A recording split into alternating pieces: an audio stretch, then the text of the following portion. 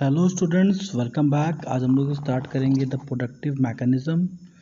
आपके इकोनॉमिक्स से बुक में chapter number 1 factor of production के नाम से चैप्टर होगा। ठीक है, तो हम लोग ने ये जो एमसीक्यू के पूरे क्वेश्चंस बनाए हुए हैं, तो ये ध्यान में रख के बनाया गया है कि आपका सारा सिलेबस कवर हो जाए।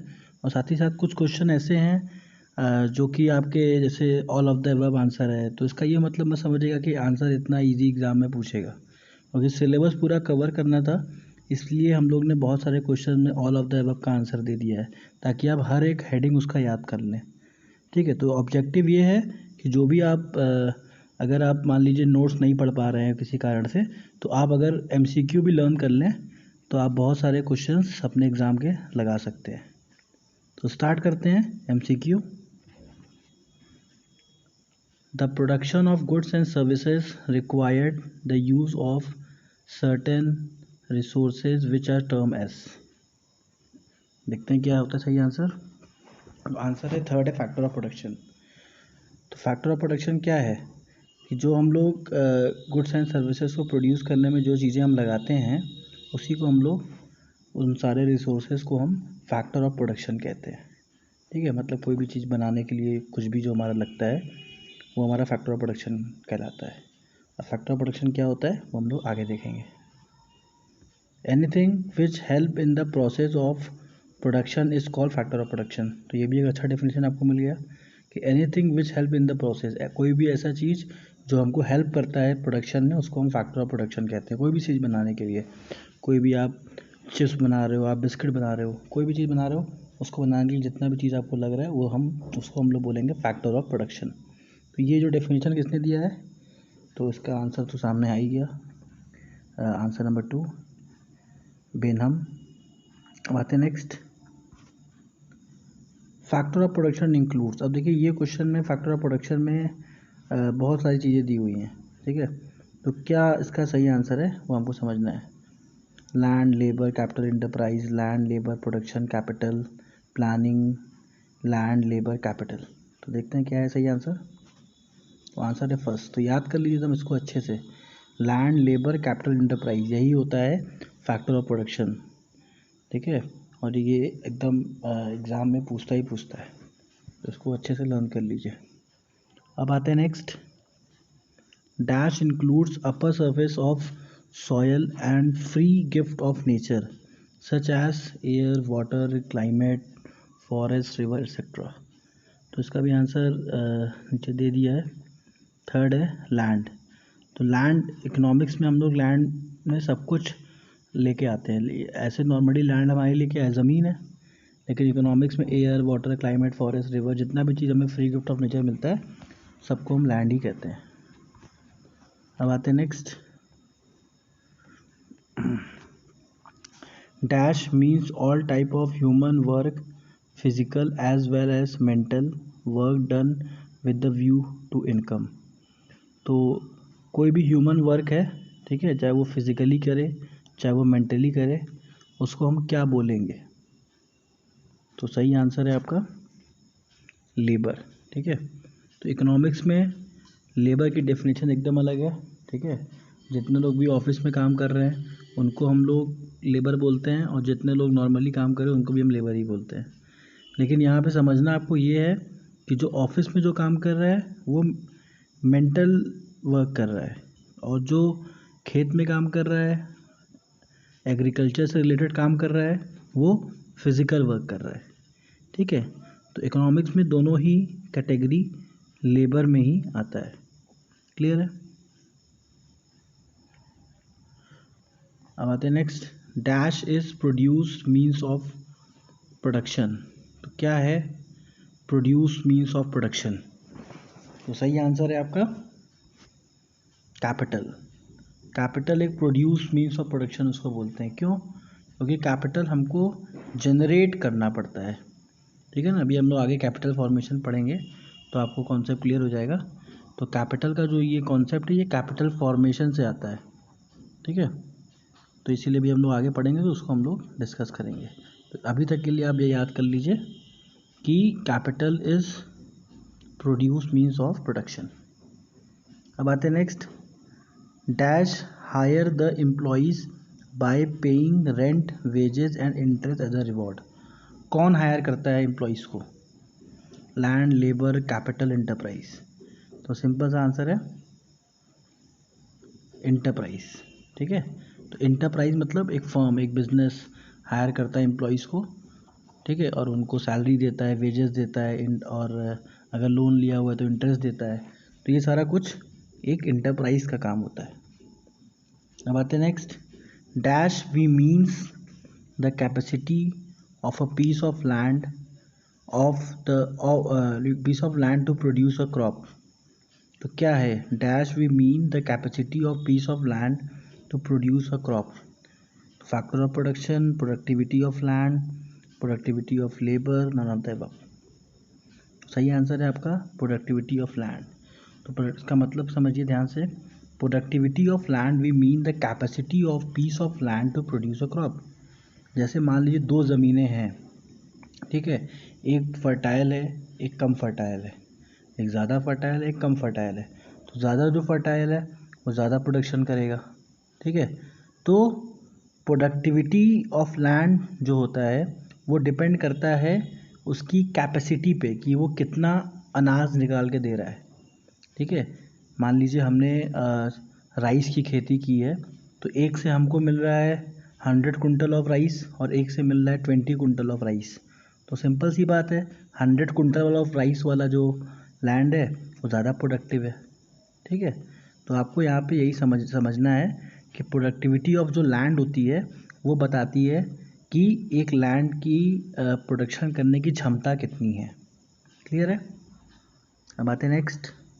Dash consist of tools and instrument, plant and equipment, machine and truck, factories and building and stock of goods which the producer which are use in the production of goods and services. तो ये सब जितनी चीज़ें हम लोग ने भी नाम लिया, प्लांट का, इक्विपमेंट का, मशीन का, ट्रक का, ये सारी चीज़ें यूज़ होती हैं प्रोडक्शन ऑफ गुड्स में, ठीक है। कोई भी गुड्स और सर्विस हम प्रोड्यूस कर रहे हैं तो उसमें आती हैं। तो इसको हम किस कैटेगरी में रहते हैं, इसको हम क्या बोलते हैं? कंपनी गुड्स कहते हैं, फाइनेंशियल गुड्स कहते हैं, या फिर कैपिटल गुड्स कहते हैं? तो देखते हैं क्या है सही आंसर। सही आंसर है कैपिटल गुड्स। तो कैपिटल गुड्स का मतलब वो सारे गुड्स जो टेंजिबल इन नेचर आपको दिखाई दे रहे हैं, इसको आप टच कर सकते हैं, छू सकते हैं, वो सारे गुड्स जिससे आप गुड्स प्रोड्यूस करते हैं, ठीक है। कोई भी सामान, आप कोई भी आपने बिज़नेस स्टार्ट किया प्रोडक्शन का, कोई फैक्ट्री लगाया, तो जितना भी चीज़ आप उसमें लगा रहे हो, ठीक है, जितना भी चीज़ आप उसमें फैक्ट्री में मशीन खरीद रहे हो, आप ट्रक खरीद रहे हो, तो सारा कुछ आपका कैपिटल गुड्स में आएगा। अभी कैपिटल गुड्स के हम लोग आगे और टाइप पढ़ेंगे, ठीक है। कैपिटल गुड्स दो तरीकों में बढ़ जाएगा, फाइनेंशियल गुड्स और दूसरा आपका एक और है, फाइनेंशियल गुड्स में बढ़ेगा, फिजिकल गुड्स, ये भी दो में बढ़ जाएगा, फाइनेंशियल कैपिटल और फिजिकल कैपिटल, ठीक है। तो उसको हम लोग आगे पढ़ेंगे, तो कंफ्यूज मत होइए, ये कैपिटल गुड्स है, ठीक है, वो फाइनेंशियल कैपिटल रहेगा। अभी आगे आएगा तो हम लोग डिस्कस करेंगे उसके बारे में। नेक्स्ट आता है, देखिए याद हो गया, dash are defined as the goods, tools, machinery, plant and building. तो ये सारा कुछ जितना भी है, ये इसको हम क्या बोलेंगे? तो करेक्ट आंसर आपका इसमें दिया हुआ है, क्या है करेक्ट आंसर? तो अब देखने में तो सबसे टेंजिबल लग ही रहा है, लेकिन इसको हम लोग बोलते हैं फिजिकल कैपिटल, ठीक है ना। इसका जो सही आंसर आपका आएगा वो आपका आएगा फिजिकल कैपिटल। क्लियर है? जितना भी मशीनरी गुड्स जितना भी आपका आता है, ये सब फिजिकल कैपिटल के लिस्ट में आता है। फिजिकल कैपिटल मतलब जिसको हम छू सकते हैं, तो वो आपका उसमें आएगा। तो इसमें एक मिसप्रिंट आपको बता दूं मैं, यहाँ पे जो टेंजिबल कैपिटल लिखा है इसको यहाँ पे काट के इनटेंजिबल कैपिटल लिखना था, ये गलती से यहाँ पे टेंजिबल कैपिटल हो गया, इसको आप लोग सही कर लीजिएगा, ठीक है। क्योंकि टेंजिबल कैपिटल फिजिकल कैपिटल तो एक ही हो जाएगा, तो फिर दोनों ही आंसर सही है, 1 और 2, ठीक है। तो इसको आप लोग सही कर लीजिएगा। अब आते हैं next. Dash are defined as the money, bond, stock and other securities. तो अब जो बॉन्ड होता है, मनी होता है, जैसे कोई कंपनी के पास कैश पड़ा हुआ है, उसने अपना पैसा कहीं स्टॉक में इन्वेस्ट कर दिया, किसी बॉन्ड में इन्वेस्ट कर दिया, तो ये सब किस कैटेगरी में आता है? तो देखिए, अब यहाँ पे ये जितना भी आपका इसमें है, इसका सही आंसर होगा फाइनेंशियल कैपिटल। ठीक है, तो इसमें मिसप्रिंट है, फाइनेंशियल कैपिटल नहीं लिखा हुआ है, सेकंड टेंजिबल कैपिटल लिखा हुआ है। तो इसको भी आप सही कर लीजिएगा एक बार। ठीक है, कुछ गलतियाँ हो गई हैं, आप सही कर लीजिएगा। यहाँ पे फाइनेंशियल कैपिटल होगा, क्योंकि जितना मनी है, बॉन्ड, स्टॉक है और सिक्योरिटीज़ है, ये सारा कुछ फाइनेंशियल कैपिटल में आता है। तो इसको आप लोग सही कर लीजिएगा। ठीक है, अब आते हैं next, factor determine the productivity of land. तो प्रोडक्टिविटी ऑफ लैंड को कौन से फैक्टर डिटरमाइन करते हैं? मतलब एक लैंड है, किसी जगह पे ज़मीन है, एक बड़ा ज़मीन है, तो अब वो कितना प्रोडक्टिव होगा।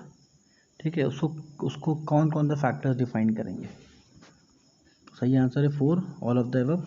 तो मैंने अभी इस वीडियो के स्टार्टिंग में आपको बताया था कि इसमें आप सारे जो पॉइंट्स उसको याद कर लीजिएगा। आपको आंसर तो इजी लगेगा कि सब में सर ने ऑल ऑफ द अबव दे दिया है, लेकिन इसलिए दिया है ताकि आप ये सब हेडिंग से याद कर लो। ठीक है, तो इसका हेडिंग क्या है? Natural factor. नेचुरल फैक्टर का मतलब क्या हो गया?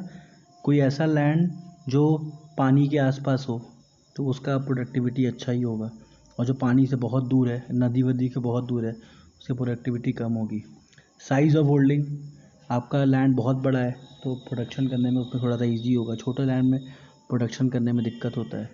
नेक्स्ट है ह्यूमन फैक्टर, जो लोग उसमें एम्प्लॉयड है वो कैसा काम कर रहे हैं, वो भी डिपेंड करता है कि प्रोडक्टिविटी ऑफ लैंड आपकी कैसी रहेगी। अब आते हैं next, same question, factor determining the productivity of land, और क्या क्या चीज़ें हो सकती हैं आंसर? तो इसका भी answer all of the above है। तो पहला है इम्प्रूवमेंट ऑन लैंड। ठीक है, कि आप कितना अपने लैंड को सही से आप उसको संभाल के रखते हो। जैसे आप जब आप खेती करते हो तो आपको हर एक टाइम आप एक ही चीज़ खेती में नहीं कर सकते। आपको कुछ समय कुछ उगाना होता है, कुछ समय कुछ उगाना होता है। तो उस चीज़ का आपने कितना स्टडी किया हुआ है, उसके वजह से भी आपके लैंड की प्रोडक्टिविटी पे इफ़ेक्ट होता है।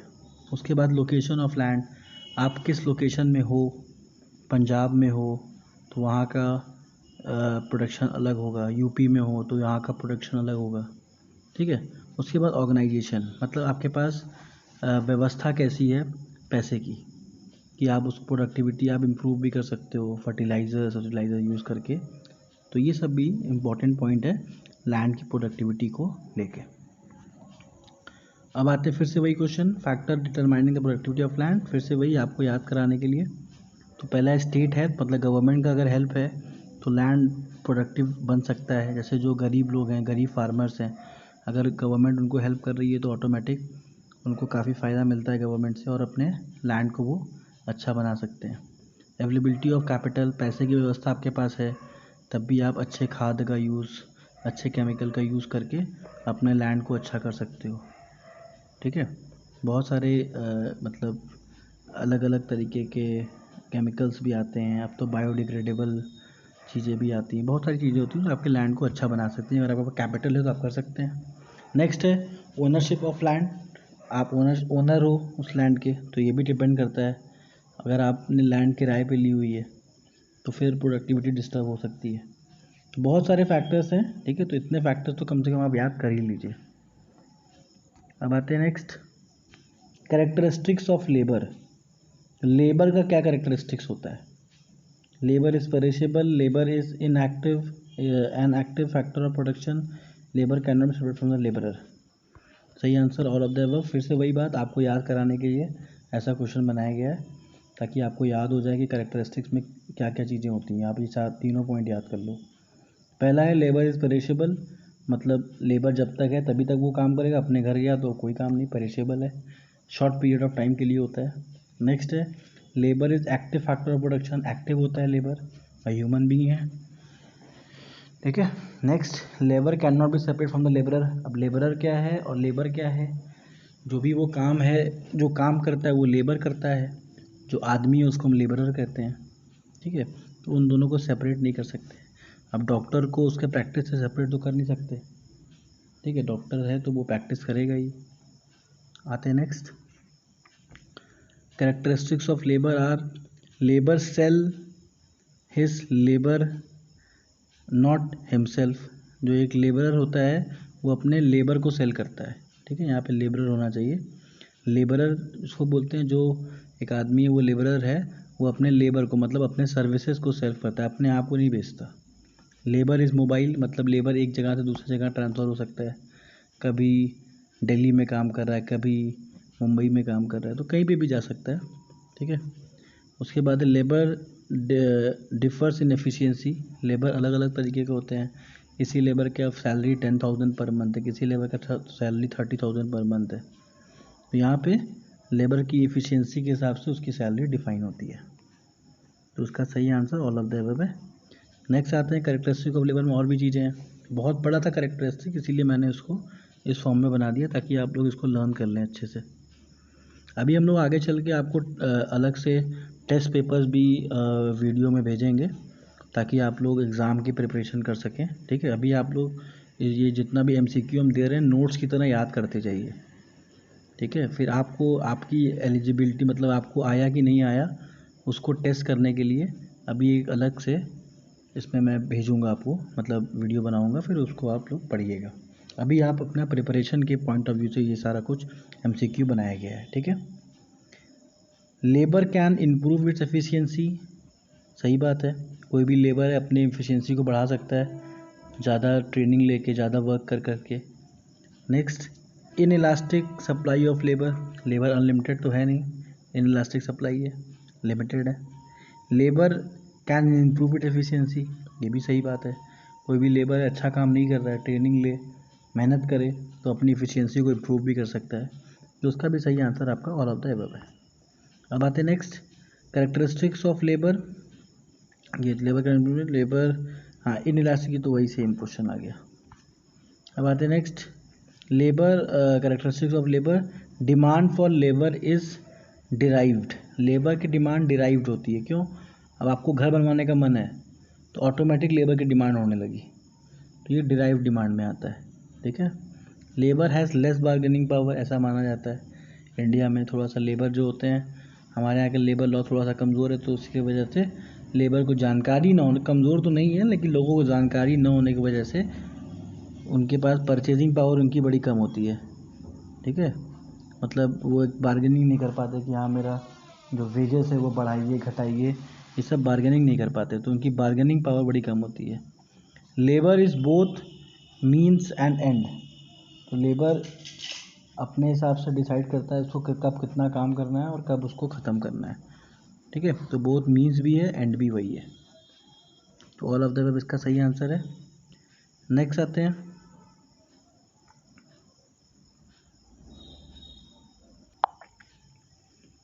Dash indicate the capacity of labourer to do more work or a better work or both during a given time period. तो देखते हैं एक लेबर को क्या चीज़ें हैं जो मोटिवेट करती हैं कि वो ज़्यादा अच्छा काम करे, बेटर वर्क करे। ठीक है, during given period of time में, एक पर्टिकुलर टाइम में। सही आंसर है point number first, efficiency of labour. अगर लेबर हमारा एफिशिएंट है, अगर वो काम करना चाहता है, उसको वो चीज़ आती है, तो वो अच्छा काम करेगा। ठीक है, उसकी कैपेसिटी ऑटोमेटिक वो मतलब लेबर की जो एफिशिएंसी है वही उसकी कैपेसिटी दिखाती है। जैसे आपने कोई एक लेबर रखा घर बनाने के, एक दीवार खड़ी करने के लिए, तो एक लेबर ज़्यादा एफिशिएंट है वो 1 घंटे में कर लिया, एक लेबर जो कम एफिशिएंट है वो वही काम 3 घंटे में कर रहा है। तो जो 1 घंटे में कर लिया उसको एफिशिएंट लेबर कहेंगे, जो 3 घंटे में करा उसको इनएफिशिएंट लेबर कहेंगे। क्लियर है? नेक्स्ट आते हैं, the efficiency of labour has the following aspects, the quantity of output produced by the worker, the quantity of product produced by the worker, the quality, time taken by the worker to produce that product। तो यहाँ पे क्या बता रहा है कि जो एक एफिशिएंसी, लेबर की जो एफिशिएंसी होती है, कि कौन कौन से उसके अलग अलग एस्पेक्ट्स होते हैं, किस पे हम डिसाइड करते हैं। तो पहला उसका काम, क्वांटिटी क्या है, क्वालिटी क्या है और टाइम क्या है। तो ये चारों ही या तीनों ही पॉइंट सही हैं, तो सही आंसर आपका हो गया ऑल ऑफ द अबव। अब आते हैं next, what are the factor affecting efficiency of labour. क्या फैक्टर है जो कि हमारे लेबर के एफिशिएंसी को इफेक्ट करता है। तो पहला है रेशियल एंड हेरिडिटरी क्वालिटीज़। इसका मतलब क्या हुआ कि जैसे कोई पहले से ही बहुत ज़्यादा मेहनत, उसके पेरेंट्स बहुत ज़्यादा मेहनती हैं किसी काम को लेके, तो उनका बच्चा भी हम मान लेते हैं कि मेहनती होगा। तो ये आपका हेरिडिटरी क्वालिटीज़ हो गया। दूसरा है क्लाइमेट। ऐसा लोकेशन जहाँ का क्लाइमेट अच्छा है, जहाँ बहुत ज़्यादा गर्मी नहीं है, ठीक है, तो वहाँ के लेबर ज़्यादा अच्छा काम करते हैं। उसके बाद है standard of living. Standard of living क्या है कि लेबर की अगर स्टैंडर्ड ऑफ लिविंग अच्छी है तो उसका काम करने में मन लगेगा। तो ये आपका आंसर सही होगा, ऑल ऑफ द अबव। तो ये पूरा आपका फिर लर्न करने वाला कॉन्सेप्ट स्टार्ट हो गया, इसको आप लर्न कर लीजिएगा। बात है next, what are the factor affecting the efficiency of labour. फिर से वही क्वेश्चन। तो पहला है एजुकेशन एंड ट्रेनिंग। अगर लेबर को सही एजुकेशन, सही ट्रेनिंग मिले तो उसकी एफिशिएंसी बढ़ेगी। नेक्स्ट है एक्सपीरियंस। अगर कोई लेबर बहुत दिन से कोई एक काम कर रहा है तो उसका एक्सपीरियंस अच्छा होने की वजह से वो काम अच्छा करेगा। नेक्स्ट है वर्किंग कंडीशन। वर्किंग कंडीशन में क्या है, अगर लेबर को अच्छा वर्किंग कंडीशन दीजिए जहाँ वो काम कर रहा है वहाँ पे आपने लाइट वाइट की व्यवस्था अच्छी कर दी है, वेंटिलेशन की व्यवस्था अच्छी कर दी है, तो लेबर ऑटोमेटिक अच्छा काम करेगा। तो बड़ी कंपनी ये सब चीज़ ध्यान देती है तो उनके आगे लेबर अच्छा काम करते भी हैं। नेक्स्ट आते हैं, what are the factor affecting the efficiency of labour. फिर से वही क्वेश्चन। तो लेवल ऑफ वेजेस, मतलब मार्केट में जो वेज रेट चल रहा है उस हिसाब से अगर आप पेमेंट करेंगे तो आपका लेबर मन लगा के काम करेगा। मार्केट में रेट चल रहा है 15,000 रुपये, आप दे रहे हो 10,000 रुपये, उसका मन कहाँ लगेगा, उसकी एफिशिएंसी कहाँ सामने आएगी। उसका ड्यूरेशन ऑफ वर्क, आप लेबर का काम करने का रूल है 8 घंटे का, आप करा रहे हो 12 घंटे, तो वो कहाँ उतना अच्छा काम परफॉर्म कर पाएगा। ठीक है, तो ये सब चीज़ें भी ध्यान देनी होती हैं। उसके बाद है मशीनरी इक्विपमेंट। आपके इक्विपमेंट कितने एडवांस हैं, कितने अच्छे हैं, कितना आप इक्विपमेंट का ध्यान रखते हो, कितना अपडेट करते हो, तो ये सब चीज़ अगर ध्यान रखते हो तब भी आपके लेबर अच्छा काम करते हैं। 4 ऑफ द आंसर था। नेक्स्ट है what are the factors affecting the efficiency of labour. फिर से वही क्वेश्चन। तो अब इसमें क्या आंसर आ सकता है, मॉरल क्वालिटीज़। मॉरल क्वालिटीज़ मतलब लेबर की खुद की पॉजिटिव एटीट्यूड का लेबर है, नेगेटिव एटीट्यूड का लेबर है। पॉजिटिव एटीट्यूड का लेबर है तो वो ज़्यादा अच्छा काम करेगा। ऑर्गेनाइजेशन कितना सपोर्ट करती है लेबर को। Next employer employee relation, company में जो लेबर जो वर्कर काम कर रहे हैं उनका रिलेशन एम्प्लॉयर के संग कैसा है, कंपनी के मालिक के संग कैसा है। तो ये सब चीज़ें भी इफ़ेक्ट करती हैं कि लेबर अच्छे से काम करें। क्लियर है।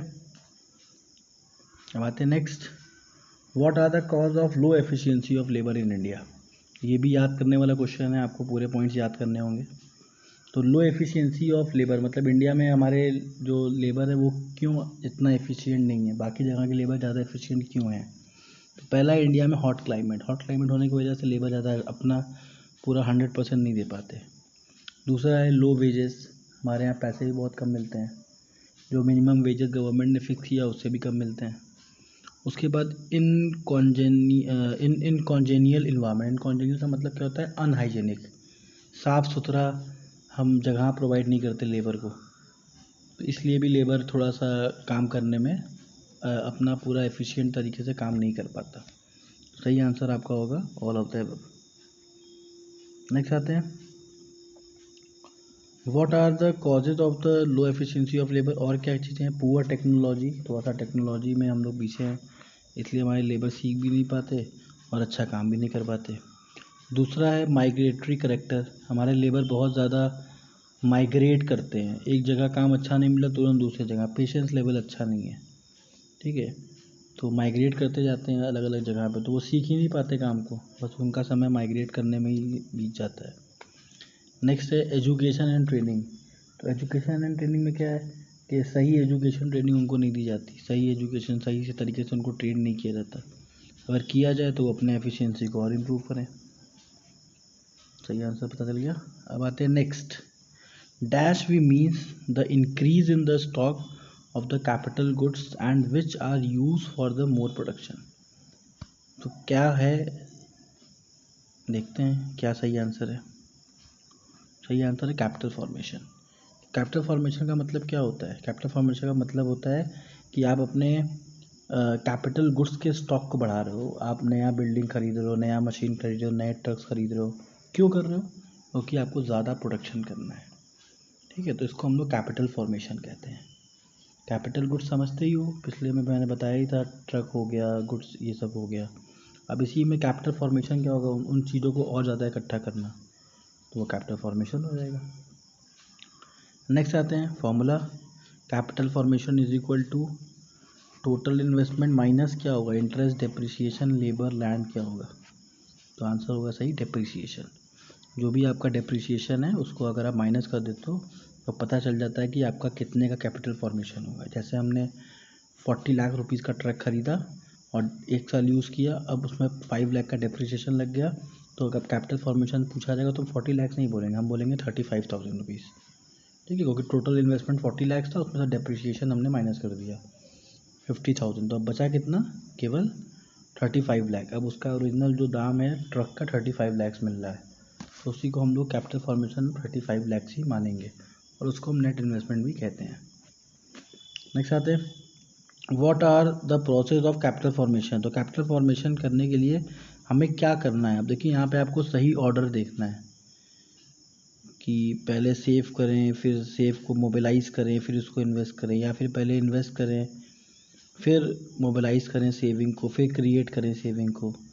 तो mobilisation of saving, creation of saving, investment of saving, तो ये सब सारी चीज़ें हैं। क्या इसका सही ऑर्डर है, तो सही ऑर्डर देखते हैं क्या है सही आंसर। फर्स्ट, सबसे पहले हम लोग क्या करते हैं, पैसा सेव करते हैं। कुछ भी करके, अगर हम जॉब कर रहे हैं या फिर कुछ भी कर रहे हैं, पहले सेव करते हैं, फिर उस सेविंग को इकट्ठा करते हैं, सही जगह पे सही चैनल में डालते हैं, तो वो पैसा हमारा कहीं पे इन्वेस्ट होता है। तो वो जब इन्वेस्ट करते हैं तब हमारा कैपिटल फॉर्मेशन स्टार्ट होता है, ठीक है। What are the needs of the capital formation. क्या नीड्स है कैपिटल फॉर्मेशन की, क्यों ज़रूरत है भाई कैपिटल फॉर्मेशन करने का, ताकि हमारे कंट्री का, हमारे एरिया का स्टैंडर्ड ऑफ लिविंग अच्छा हो जाए, कंट्री को इकोनॉमिकली स्ट्रॉन्ग बनाए, साथ ही साथ क्रिएट इक्वालिटी, जो अमीर गरीब का भेदभाव है वो इक्वल हो जाए। तो ये नीड्स हैं कैपिटल फॉर्मेशन के, यही इसीलिए ज़रूरी है कैपिटल फॉर्मेशन, इसीलिए गवर्नमेंट कैपिटल फॉर्मेशन के लिए इतना सपोर्ट करती है ताकि ये सब चीज़ें अचीव कर सके। तो सही आंसर आपका है ऑल ऑफ द अबव। अब आते हैं next, the task of bearing risk in an enterprise and the person who bear this risk of a business is called. तो कौन है, entrepreneur, manager, labour, none of the above. देखते हैं क्या है सही आंसर। तो इसको बोलते हैं एंटरप्रेन्योर। एंटरप्रेन्योर एक ऐसा बंदा होता है जो एक नया बिजनेस स्टार्ट करता है, सारे रिस्क को बियर करता है और उसके रिवॉर्ड में उसको प्रॉफिट मिलता है और कभी कभी लॉस भी मिलता है, ठीक है। तो मैनेजर और लेबर क्यों नहीं है, क्योंकि मैनेजर सैलरी पे होता है, लेबर अपने वेजेस पे होता है, उनको काम से कोई मतलब नहीं है, उनको रिस्क से कोई मतलब नहीं है। आपका बिजनेस प्रॉफिट में जाए लॉस में जाए, उनका जो सैलरी है वो आपको देना पड़ेगा, जो वेजेस है वो आपको देना ही पड़ेगा। इसीलिए एंटरप्रेन्योर ही होता है जो रिस्क बियर करता है। अब आते हैं next, what are the functions of entrepreneur. तो एंटरप्रेन्योर जो होता है उसके क्या फंक्शंस हैं, क्या करता है वो। पहला काम करता है रिस्क बियरिंग, दूसरा क्या करता है डिसीजन मेकिंग फंक्शन, डिसीजन लेता है कि कौन सा बिजनेस में क्या क्या करना है।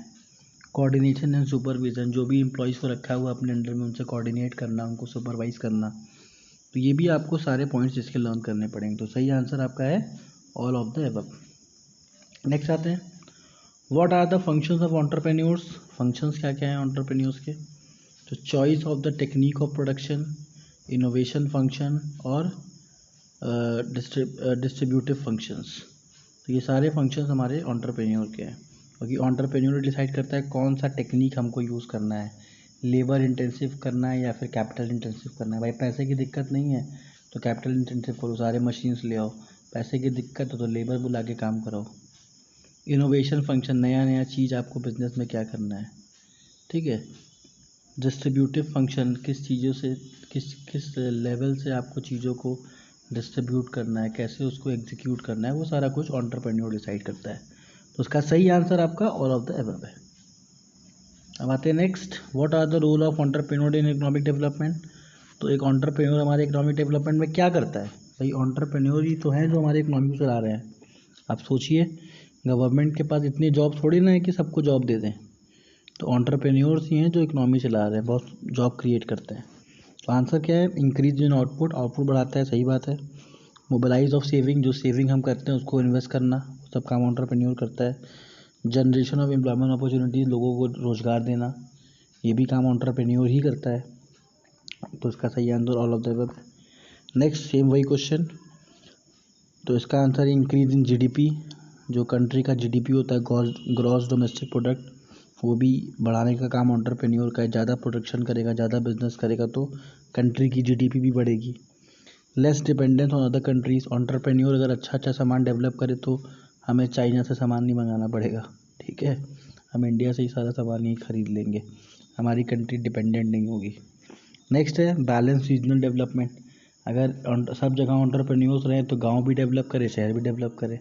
अभी क्या है, एंटरप्रेन्योर सब भाग जाते हैं कहाँ पे, शहर में अच्छी फैसिलिटी की वजह से, तो ये दिक्कत होती है। इसलिए गवर्नमेंट अब चाहती है, रिटेन करती है अपने एंटरप्रेन्योर्स की, गांव में भी लोग एंटरप्रेन्योर्स रहें, बिजनेसमैन रहें, ताकि वहाँ पे भी बैलेंस डेवलपमेंट हो सके। Thank you student for watching हमारे चैनल को, प्लीज़ सब्सक्राइब और शेयर करिए। और अभी आगे हम लोग आपको और सारे क्वेश्चंस देंगे, अभी तो चैप्टर वाइज मैं आपको सब नोट्स एमसीक्यू के फॉर्म में दे रहा हूँ, इसको आप बढ़िया से पहले लर्न कर लीजिए, एकदम समझ लीजिए, फिर उसके बाद टेस्ट आपका कितना तैयार हुआ इसको चेक करने के लिए अभी मैं वो भी क्वेश्चंस आपको दूंगा। Thank you.